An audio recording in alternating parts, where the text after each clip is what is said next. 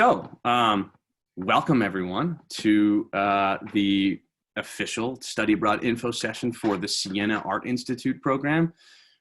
This is a wonderful, wonderful program that we have on the books, and I'm really excited to be here tonight to talk with you all about it.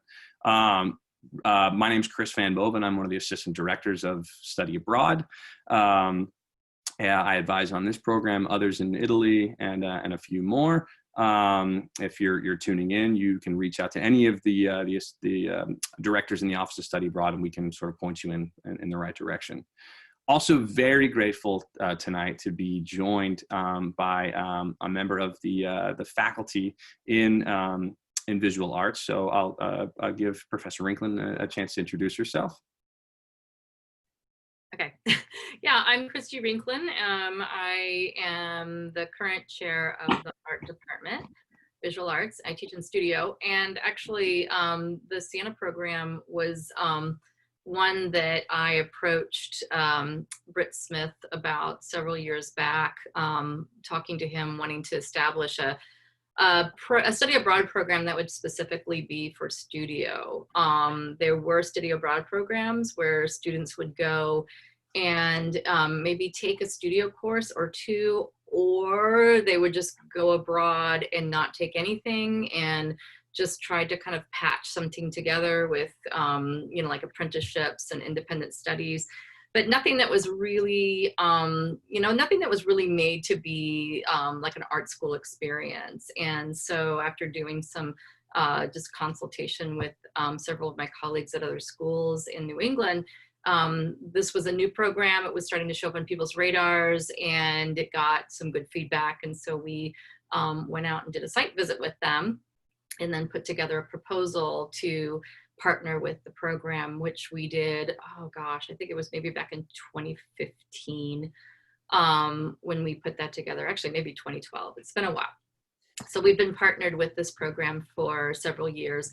And since beginning their partnership, they've actually moved to a new location, and the way in which they operate, Chris will talk about this more, but the cornerstone of their program is this Art and Society course, which is a predominantly independent type seminar studio course that is somewhat similar to the one that we teach. And it's often led by one of their artists in residence. They have a great artist in residence program where they bring in international artists from all over the world. They work with the students. You get your own studio space, and then you take, in addition to this Art and Society course and an Italian language class, you take two other courses, both of which could be studios, or it could be a studio in art history. So it ends up being a program where you can really focus on just studio practice while you're there. And Chris will talk more about Siena itself, but Siena itself is just this beautiful place. It's very magical. It's a medieval city that's enclosed by a wall. It's got amazing works of art that are in their museums and in their cathedrals, but even just the architecture of the city is somewhat it's like living in a magical realism novel. It's very enchanting. It's very, very beautiful. And then situated in this great part of Italy too, that is easily, you can easily get to Florence, you can easily get to Rome, Milan. So it's in this kind of nice location that you have a lot of access. So, and our students, the one thing I will also say is that the students who go to this program, they love it. So we like, whenever students go and spend a semester here, they just come back completely with stars in their eyes. Like, they just love the program. They love their experience there. They get dreamy-eyed when they talk about it. And I think we've had such amazing success with the program. And they love Holy Cross students as well. So I think it's been a really nice reciprocal relationship. Kristen, you have summarized that beautifully. That's exactly, yep. Again, you hit all the talking points. I mean, you can see from, this picture alone. It is an absolutely breathtaking place. Magical, that was one of the first words you used to describe it. And that's what I use every time, just because, it's perched on this hilltop in Tuscany. You can see the the landscape around you. I mean, you know, it's obviously, I feel like the cliche, like a city being a sort of a work of art, like was based on this place. And it's a small city, so it's around, the population is around 54,000 people. So small, but certainly plenty to keep you busy. It's very lively. What's fascinating about it is that you can see it's sort of very much sort of tightly clustered buildings around each other, very small, narrow, gorgeous streets that are often, again, so narrow, and there's so much pedestrian traffic that they don't allow cars in most of the city. So it's this very sort of pedestrian friendly place. It's all built around this idea of walking and being together. As was mentioned, it's in terms of its location, you know, in and of itself, it's fantastic, but it's also within easy reach of a number of other locations in Italy. So Florence is you know, right nearby, and we have, oh, terrific! It looks like Simeon has joined us. So I'll go ahead and pause right there and give Simeon a chance to introduce himself. So welcome, Simeon. Thanks so much for joining us. Thank you for having me. So see, my experience with Siena has been honestly the best semester I had at Holy Cross. It's different. It was different living with host parents and living in a community where the community doesn't, where English wasn't the dominant language unlike Rome. So it was a learning curve, but it was a fun learning curve, and the food was also a different experience from here. Much better. Oh, that's fantastic. Simeon, what can you tell us, since we're on the subject of the city itself? Can you talk a little bit about your experience, you know, of the city itself? Like, how would you describe it? How would you describe living there? What were some of your favorite parts about living in Siena? My favorite part of living in Siena was all of the different museums, because museums were a lot more accessible than it is in the United States, and the city was kind of like a living time capsule of old Italian architecture. Fantastic.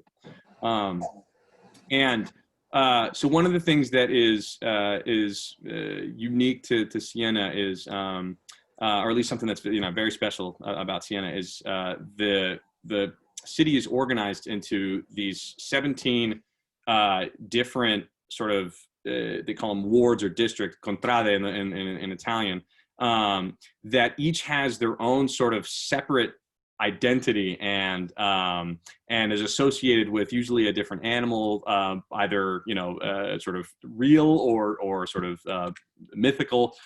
So things like, you know, you'll have the caterpillar neighborhood or the eagle neighborhood, or the panther neighborhood, etc. And so there's a lot of sort of pride around these various identities. And one of the things that it's sort of the most important features around that is this annual horse race called Palio that occurs twice a year, once in July and once in August. Unfortunately, it's not something that'll be part of the semester experience, but you will certainly be experiencing the aftermath of that, because the folks that, again, they do this horse race that goes throughout the city of Siena. They close it down to have this. It is definitely it's sort of an international draw, this event. And it's a huge point of pride if your contrada ends up winning the event. I mean, it's a badge of honor that you wear, quite literally, you know, in the streets. The old, you know, the flags will be waving of, you know, for for that victory.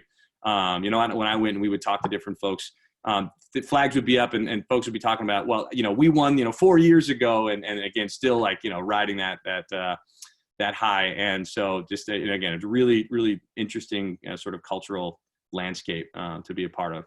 Simeon, do you remember your contrada where you lived?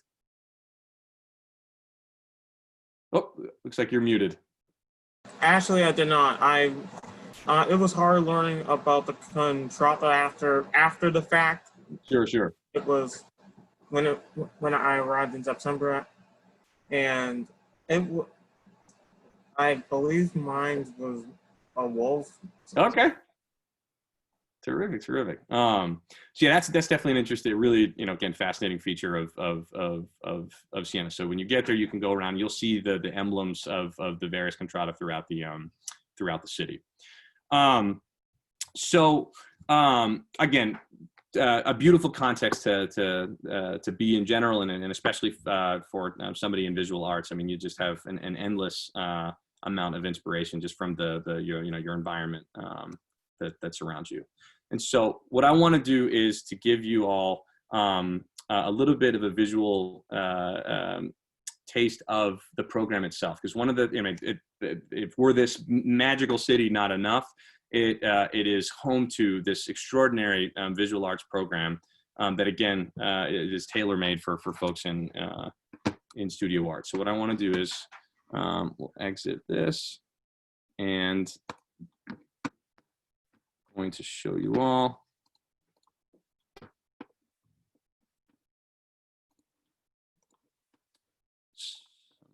videos. One of the things that's great about, again, study abroad in general, but in this particular case, I think it's really nice. One of the huge advantages of studying abroad is that it gives you an opportunity to experience academic opportunities that may not be available to you at Holy Cross. So in the context of visual arts, what I want to show you here is a sample of two of the media that you can work with in Siena that you may not have access to at Holy Cross. So the first here we're going to take a look at is silversmithing.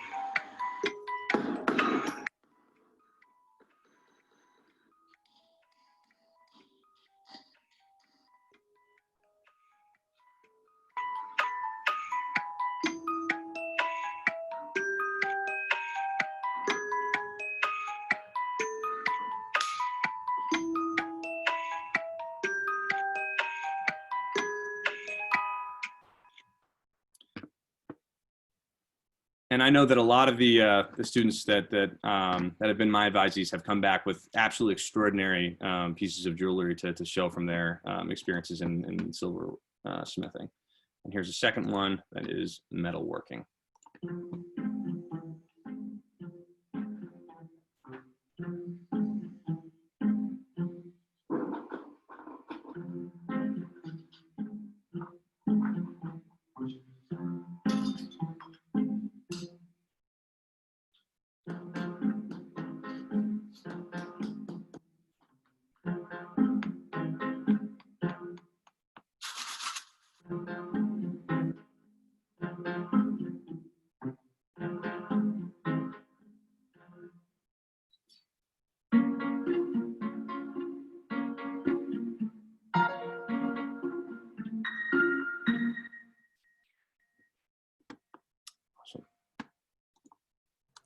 I actually knew her. She also taught photography. Oh, did she really? Yeah. Oh, that's terrific. A little trip down memory lane then. That's really wonderful. The last thing I want to show you is just to give you a sample of what the program culminates in as far as the work is a final exhibition in fall 2017, which is a year where we had several Holy Cross students in attendance. So last video.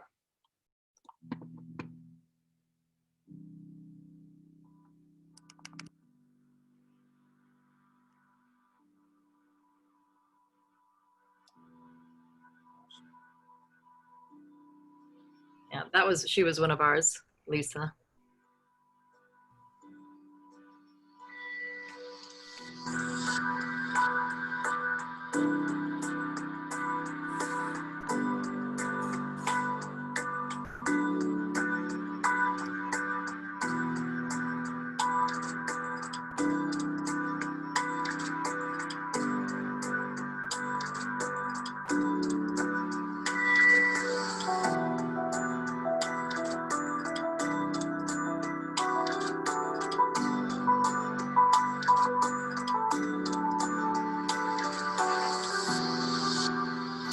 also one of ours.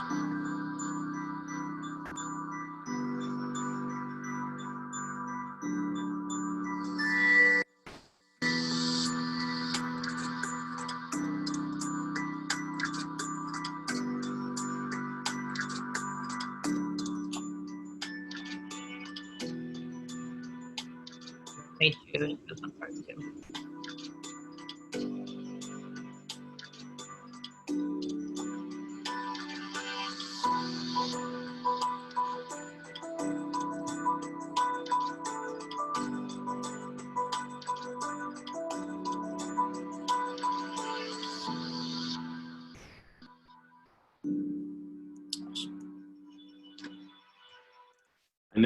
I never tire of watching that video. It's so beautiful, the works of art that our students are creating. Okay, so what I'm going to do is have us go back to slide here.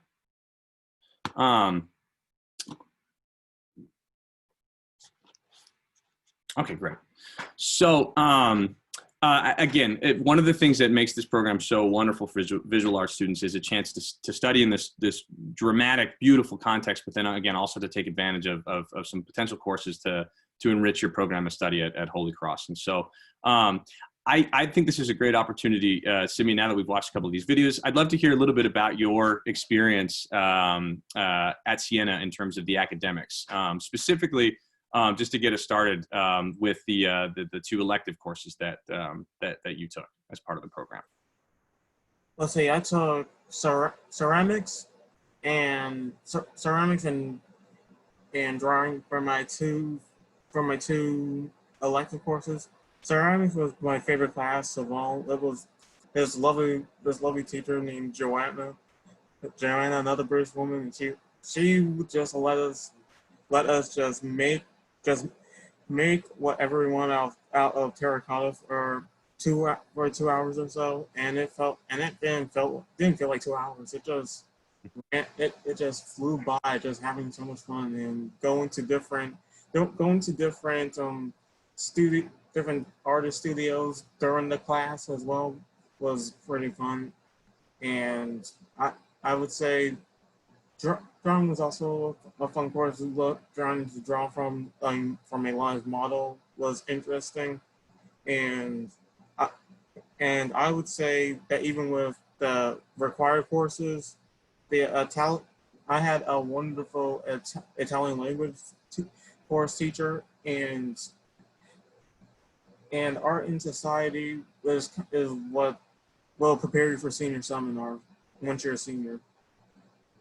Absolutely, that's sort of as I've understood it, the core of the program is this art and society course, as I believe Professor Rinklin had mentioned at the outset. It sort of builds around this. Can you describe your experience a bit more with the art and society course? You mentioned that it would prepare you well for senior seminar, but say a little bit more. I'm curious to know your experience. You meet with different artists from around the globe, and they tell you about their experience making art, and then you have prompts, and you work on those prompts for the deadline varies from between a week or two or up until 3 weeks, and the class is mostly showing what you made and presenting it as well as critiquing what other people made. And how did you find the critique process? I understand that to be a pretty rigorous part of the program. Rigorous, but since the people are experienced at making art, the critiques are valuable and help you it helps you get better with each project. That's really great.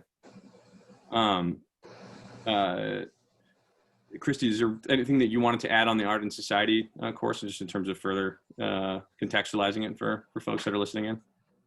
No, I think that Simeon put it well. It's a seminar-based course, and it revolves around a lot of project-based and independent work. And so I think for a lot of Holy Cross students, it's one of the first courses that's really focuses on more independent work, exclusive independent work. So it's, I think, it's an important opportunity for them to have. And it allows them to start really expanding into personal, just personal creative directions.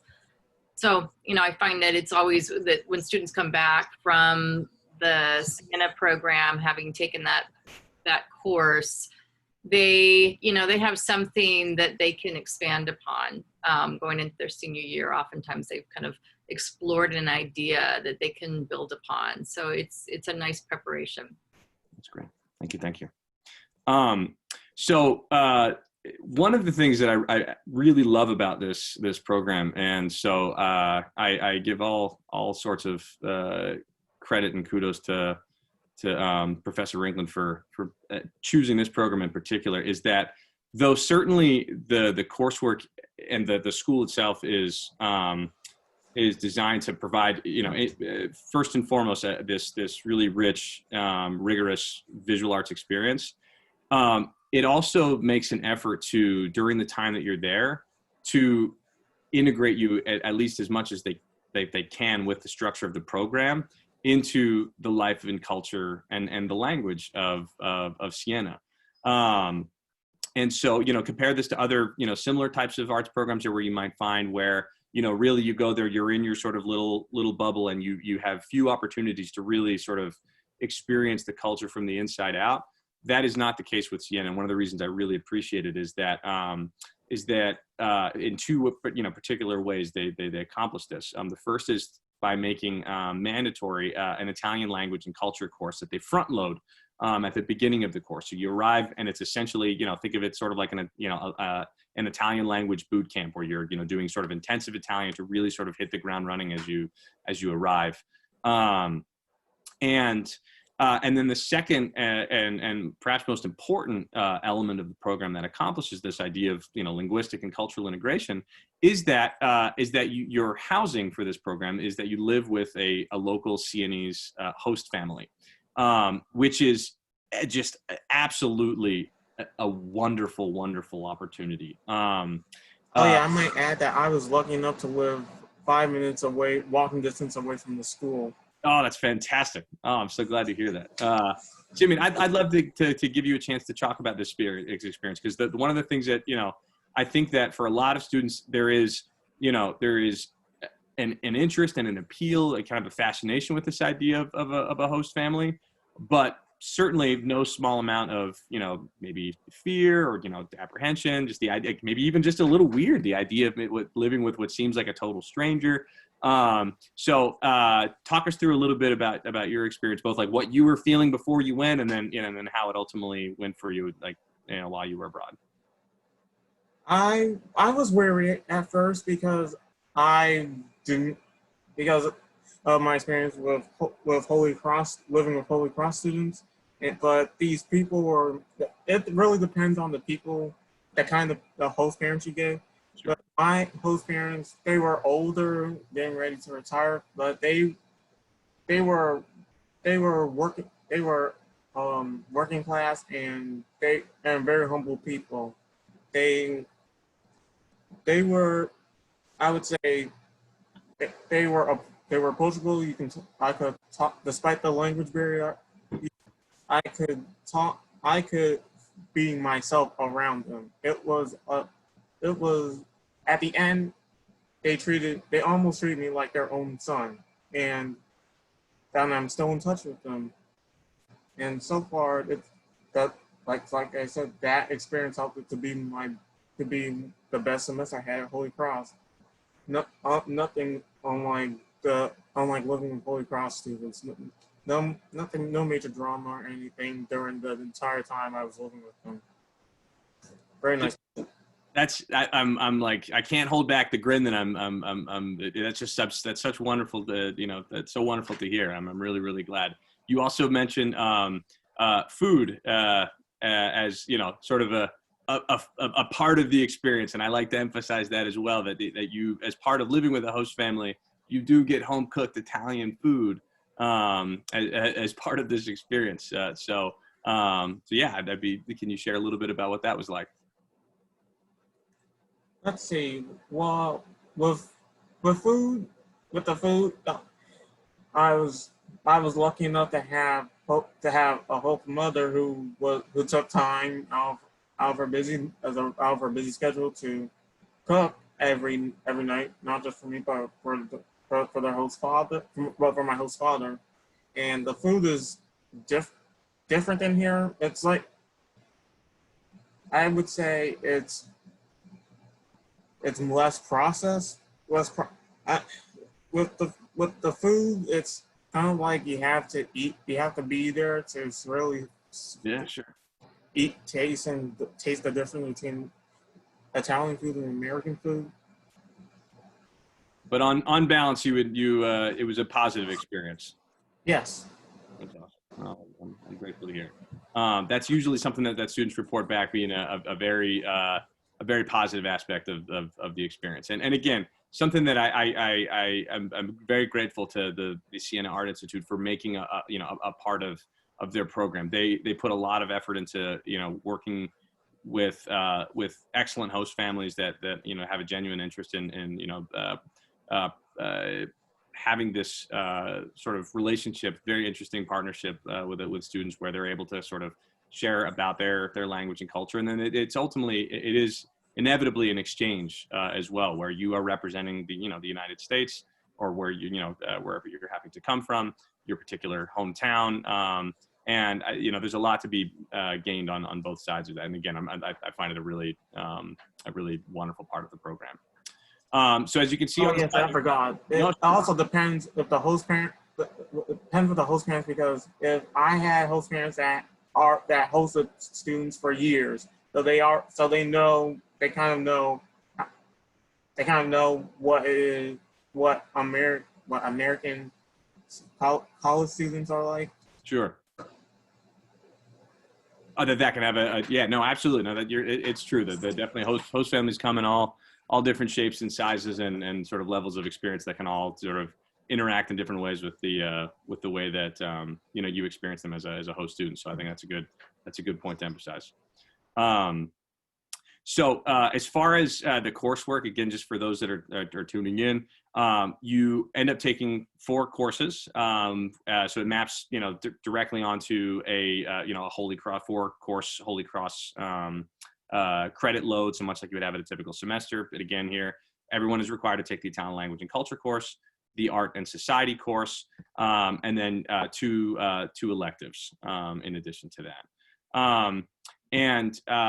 And Christy, can you please help me at the art and society? That is a studio course ultimately, because I know there's been some confusion in the past. Yep, it's a studio course. Terrific. So yeah, and another option that some students go there and they load up on studio courses, and that's great. But there's also like the opportunity to take Italian Renaissance art history there is pretty special. So if you're interested in taking like especially Italian Renaissance art history, you can go see these works in person, like in the cathedrals and the museums. And then you can take care of an art history credit as well. So there's a couple, you could do, the Art and Society, which is a studio, and then you could do another studio elective and an art history and the Italian language, or you could just do the Italian language, Art and Society in 2 studios. So, which is what Simeon did. So there's several different ways that you can do it. That's a great point of emphasizing that with the liberal arts school that they have as part of the broader sort of Siena umbrella, that you do have opportunities to take additional liberal arts courses. I often talk about that too in the context of sort of an emerging option that has become available for Holy Cross students, which is this idea of pursuing more of a museum studies direction. So for folks pursuing sort of a museum studies program at Holy Cross, you would have the structure of that, as I understand it, is that you play, again, the Italian language and culture course, much like counterparts in the studio program. But then you're able to take, a combination of some of the studio art courses if you'd like, but then also you have options in museum studies in particular, where you're able to take courses like museum management and education, a course called Cross Culture, focuses on contemporary Italy, and then a course called History and Theory of Museums. And again, 4 courses, standard sort of 4-course load. And with the Museum Studies program, there are also potential opportunities for internships that focus either on art restoration or museum management. The program it's worth emphasizing, is small enough in terms of the numbers of students that are participating on in the semester program, that they are able to be pretty flexible when it comes to helping you to kind of custom tailor a program of study that fits all of your interests. And so it's one of those things where, as long as you're communicating in advance, we can there's a lot that we can do to kind of, again, customize the experience for you academically. Anything else that you'd like to add, Christy, on academics? Nope. All right, great. So with that, then, just to talk a little bit about basic eligibility. So in general, the program is open to specific majors, minors, and concentrations. Visual arts, art history, museum studies, and architectural studies have been the programs of study at Holy Cross that we've identified as being sort of the standard majors. If you're not in one of those majors, but say you've had some background in studio art or in art history, it's just something that you're interested in, it's one of those things where just reach out to us and we'll have more of a conversation with you to see if maybe it would be a good fit. So again, if you don't, just be super clear, if you're not in one of those major, minors, or concentrations, we may possibly be able to make an exception. So just reach out to us. So regarding the Italian language, and I think, yeah, Simeon, this is you'll be able to speak to this as well. So we do not have, strictly speaking, a language prerequisite for this program. So if it's something where your schedule just doesn't accommodate taking on an additional language course, that's ultimately not going to be a deal breaker as far as being able to admit you to the program.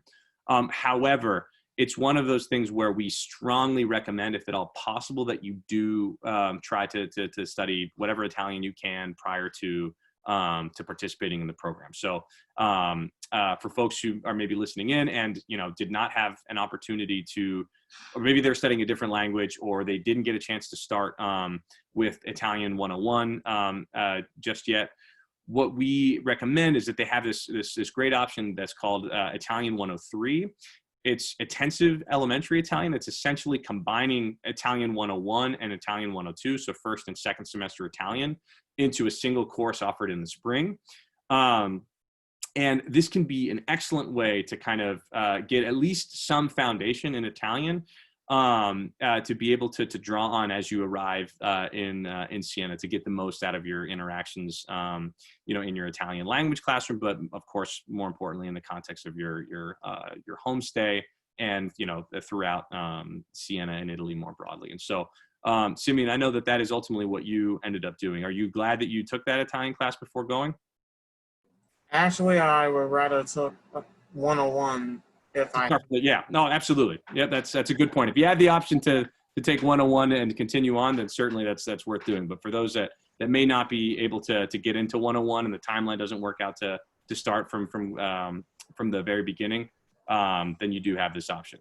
But Simeon, in terms of not going with any Italian at all versus having had some Italian, what's your take on that?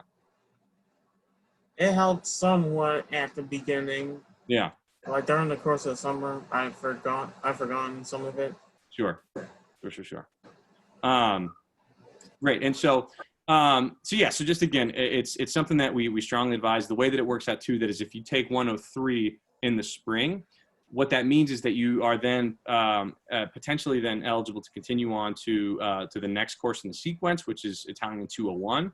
So an ideal sequence would be to say do 103 in the spring, 201 in the fall, and then you have the equivalent of 3 semesters of Italian prior to going abroad, let's say to Siena in the spring. So that's one way to do it. Certainly, though, as Simeon did it, you can do 103 in the spring and then continue on directly to Siena in the fall. Again, the idea being this: the more that you have going into it, the more that you'll get out of it. If you have questions about that, then I urge you to reach out to me. The suggested GPA is a 3.0, but as I've mentioned in the general info session and elsewhere, don't sort of avoid submitting an application because you're not quite at a 3.0. Submit your application. We base our decisions ultimately on the grade, the cumulative GPA after the current fall semester. So but then there are opportunities for potentially conditional admission if you're close but not quite at the 3.0 target. Let us ultimately be the ones that make decisions about your eligibility based on GPA. You can't have any course deficiencies on your transcript at the time that you study abroad. So if you withdrew from a course, you'll ultimately have to make that course up prior to studying abroad. And you do that through either a 5th course at Holy Cross, or say a summer course or a winter term course, something like that. Again, if you have questions, you can reach out to me and we'll talk you through that. And then the last eligibility criterion is that you have to have declared a major before going abroad. So I know a lot of folks that may be listening now are trying to actively decide or in the process of applying and are not quite at the end point of that, and that's totally fine. You don't have to have a major declared prior to applying to study abroad, but then ultimately at the time that you go abroad, you need to have declared a major before that. Just the idea there being, we want to make sure that the program that you have identified and are ultimately set up to go on will be able to support your program of study and make sure that you're on pace to graduate on time. So that's it as far as eligibility is concerned. I mentioned this earlier, but Siena is a semester program. So, and it follows a sort of a traditional US academic calendar. So for the fall semester, you arrive in late August and it goes through mid-December. And for the spring semester, it's arriving late January and staying through mid to late May. The application is a 2-step process. So you apply to the Office of Study Abroad first. And if you meet our criteria for approval, then ultimately the second step in that process is that you would apply directly to the Siena Art Institute. And we'll of course guide you through every step of the way of that. But for now, all that you need to know is that on our end, it's a really straightforward online application. So you apply at sa.holycross.edu. The most sort of substantive part of that application is a personal statement where you explain, your motivation to study abroad at Siena, and then and grounded in sort of your academic goals, your goals in this case as an artist, how you see this fitting into your broader Holy Cross trajectory, and again, any personal academic professional goals that you see this program being able to help you to fulfill. Siena requires 1 letter of recommendation from a faculty member, and as I've sort of as a bit of a broken record have mentioned in other info sessions, please make sure that you're reaching out in advance to via email or in a Zoom meeting to ask faculty to write a letter for you, and only once you have gotten their sort of expressed interest in writing a letter for you, do you then go to enter their information into our application portal. What we're trying to avoid is a situation where, again, as soon as you enter their information into the portal, it auto generates an email requesting that they upload a letter of recommendation for you. So it's much better to have the students make those requests rather than a robot initially on our end. So just to, again, do the respectful and right thing. As far as the transcript is concerned, is if the application requests that you upload a transcript, this is just a copy of your unofficial transcript that you can download from STAR and then upload directly to our system. And the only other thing that I'll mention as far as the application process is that though it's not required to have a passport at the time of applying, we strongly recommend that you take a look at your passport. If you're listening to this, do it now. And make sure that if it expires before January 2023, that you submit that for renewal right now. What we've heard is that there are, the U.S. is, processing passports, but owing to COVID-19, there are definitely delays relative to their usual processing time. So please apply right away or reapply right away.